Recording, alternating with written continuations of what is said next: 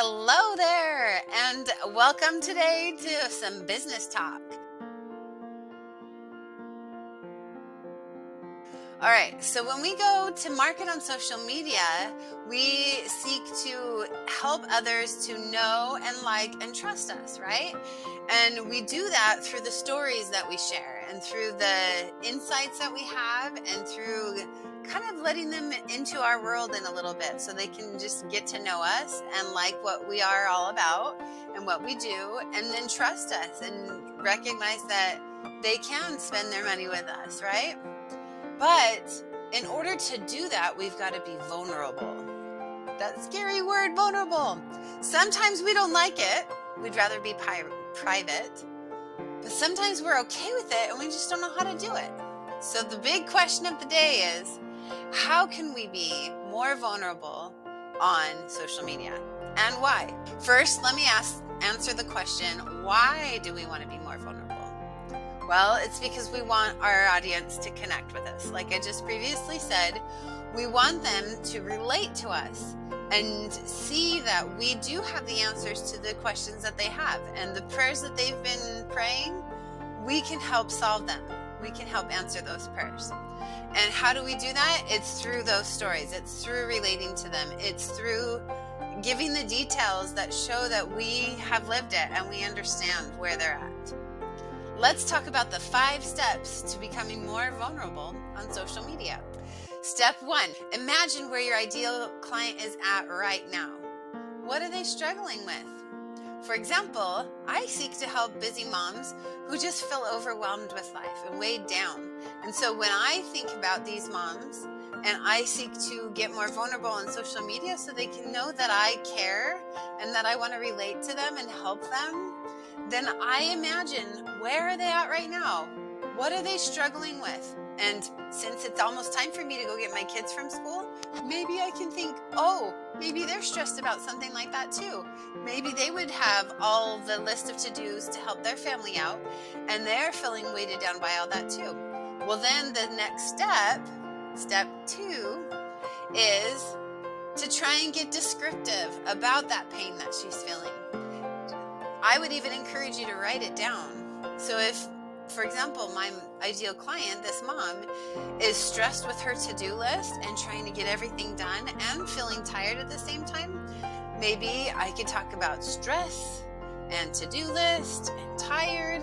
I could even include things like the details of what would make her tired. Didn't get any sleep last night. My kid kept waking up with nightmares, blah, blah, blah. Anything that would help draw some details that would help explain the word rather than just saying the word.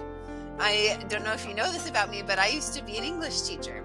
And when I would talk about using more vivid words, I would say, show me, don't tell me. And so when it comes to the showing, instead of saying she was nice, we would prefer saying something more along the lines of, she took an interest in me and asked me lots of questions. And then when I'd share the answers, she would be kind and say things like, oh, well, that's wonderful. And just kind of describe it in a little more detail rather than just saying she was nice, So the second one is really get descriptive with how she's feeling. Step 3, think of stories where you can relate. For example, when I was talking about the mom who is struggling to get all her to-dos done, I could talk about where I'm at right now. I have all my to-dos that I'm working through as well. And I don't necessarily need to say record a video and gather the snacks, but I can say some of the other details that are relative to what other moms would be working through. Make sure that the dinner is on the crock pot, or make sure that the laundry is going before I go to get the kids, and things that would relate to her. Because, well, I have a red washing machine. She might not have a red washing machine. And so that detail, if I were to say do laundry in my red washing machine, she wouldn't relate to that. But she could relate to 7 piles of laundry that are waiting to be done because, regardless of how many kids you have, you seem to have a lot of loads of laundry, right? Step 4, When you go to write your social media, include those details that would resonate with her. Share the ones that would connect with her in a way where she's like, ooh, yeah, I really resonate with that one. Step 5, ask a connecting question at the end. Give a way to sum it all together and say, this is the story that I had. Can you relate? Can you see yourself in there too? And then as a bonus, since I said 5, I'm going to add one more little bonus in there. What if you shared some tips for how to work through that in the future too? What if you could say, you know what, I've learned from this situation. Sometimes the to-dos are just going to be there and it's not going to be fun and it's okay. Or you could say, sometimes you can just delegate and not have to do all the to-dos. Pass it off to someone else who could be just as capable. Whatever insight you think would be useful to share at the time, share it. Be trusting in your intuition.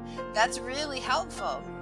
So I hope this is helpful for you guys, and I'm excited to see what you come up with as far as vulnerable posts. Remember to tag me in there, and I would love to comment and engage on that with you as well. So take care. Have a good day.